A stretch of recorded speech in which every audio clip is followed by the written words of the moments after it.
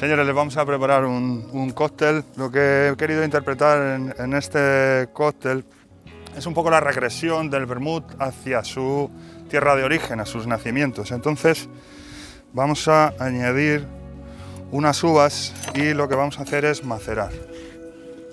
Vamos a macerar un poquito el vermut.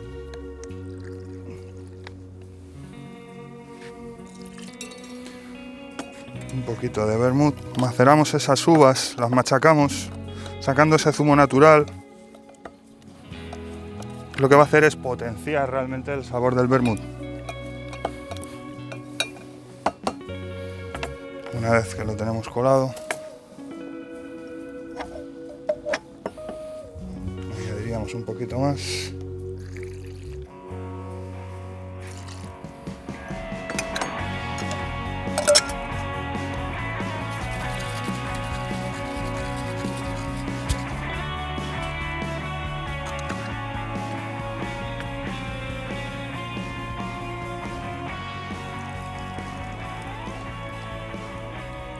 Ya hemos macerado el vermut con la uva natural.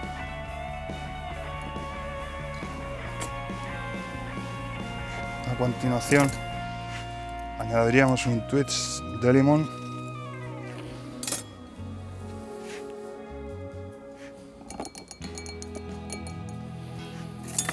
Y para darle un toque cítrico le pondríamos una frambuesa natural.